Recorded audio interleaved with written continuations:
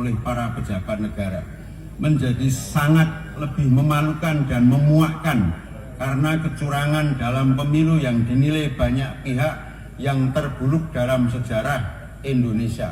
Ironisnya, problematika pelanggaran pemilu yang sering disebut terjadi secara terstruktur, sistematis, dan masif terjadi justru terkait dengan perilaku Joko Widodo sebagai Presiden RI, sebagaimana yang tersebar luas di media sosial dan surat kabar. Sebab itu, mereka yang dahulu merasa sebagai pemilihnya sebaiknya istighfar karena pilihannya telah membuat kecewa banyak pihak.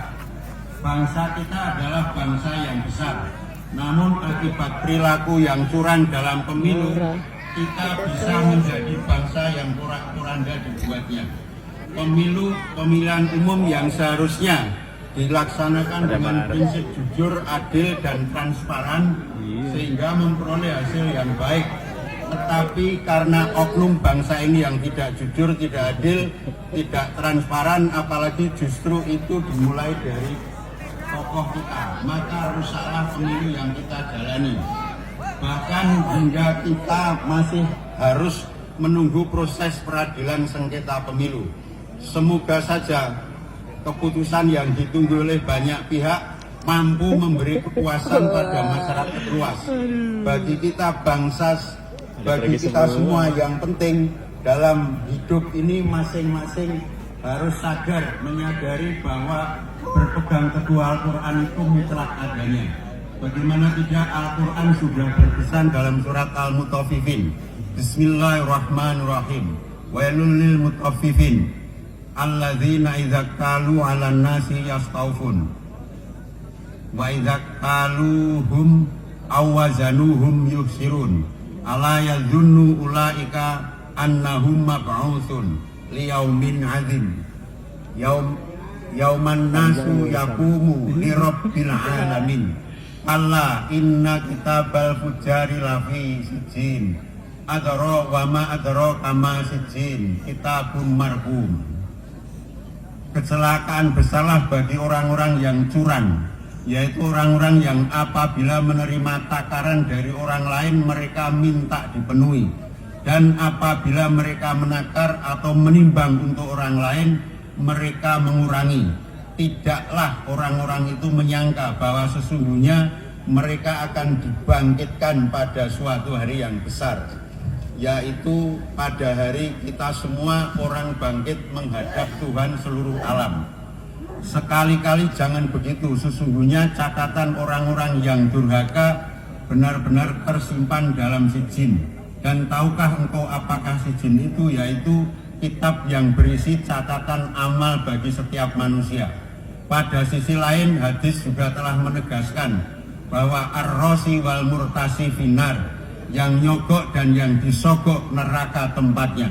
Dalam redaksi yang berbeda, hadis juga menjelaskan laknatullahi ala rosi wal murtasi finar, bahwa Allah melaknat kepada orang-orang yang menyogok dan yang disogok, keduanya dimasukkan ke dalam neraka. Dan tidak mengerikah ancaman Allah tersebut? Jelas bagi kita yang sehat dan beriman, pastilah wajib berupaya menghindari siksaan neraka itu. Naudzubillahi min dzalik. Allahu Akbar, Allahu Akbar. Kepada seluruh jamaah saya berpesan, marilah kita berpegang prinsip bahwa setiap diri jangan sampai bertindak curang dalam segala bentuk kehidupan, dan harus kita pahamkan dan camkan bagi seluruh anggota keluarga, handai tolan, teman sekerja, dan sebagainya, sehingga kehidupan bangsa ini terhindar dari hukuman Allah Subhanahu wa Ta'ala. Khusus kepada bapak-bapak, marilah kita sadari bahwa seorang bapak harus memberi contoh ketauladanan bagi seluruh keluarga, tetangga, dan seluruh warga masyarakat, bahwa kita jangan sampai bertindak curang dalam seluruh kehidupan, baik dalam lingkungan keluarga, lingkungan di mana kita berada. Marilah menjadi seorang bapak yang ideal bagi seluruh anggota keluarga, tetangga, dan masyarakat luas.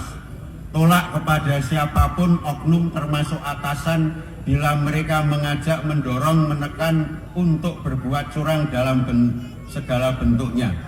Jangan menjadi seorang bapak justru menjadi sosok yang mandegani untuk berbuat curang.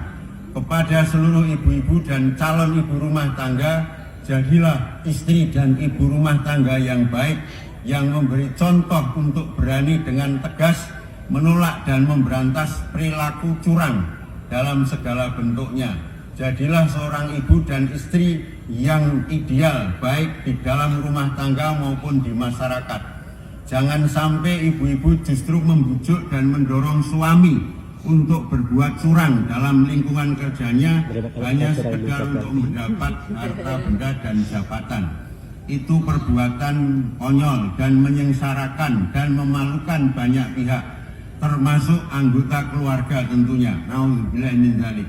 Jadilah istri yang setia dan selalu mendampingi suami dengan tetap mengawal perilaku jujur dan adil untuk semua.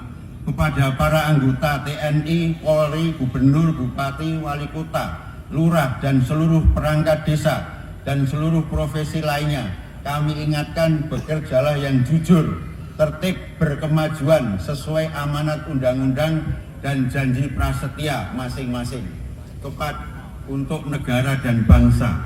Jangan menjadi oknum pejabat dengan seluruh profesi masing-masing, justru berperilaku angkuh, sombong, tidak bersikap baik kepada sesama, apalagi malah cenderung berpihak kepada yang berperilaku curang. Ingatlah bahwa seluruh apa yang kita lakukan, apapun bentuknya, pada saatnya nanti akan menerima balasan baik di dunia maupun di akhirat kelak. Semoga kita benar-benar menjadi orang yang selalu menjadi idaman atau sosok yang ideal bagi semua pihak. Khairun nas anfa'uhum linnas. Sebaik-baik manusia itu adalah yang memberi manfaat bagi orang lain.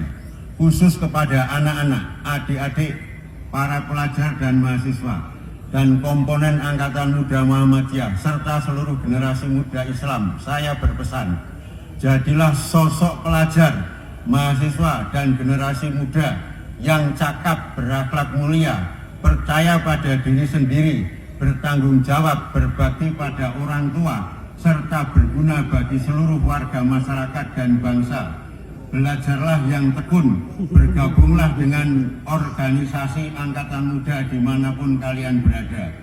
Jangan sekali-kali Anda, kaum muda remaja, mengorbankan diri dan menjerumuskan diri pada segala bentuk perilaku yang akan merugikan kita masing-masing, keluarga dan masyarakat.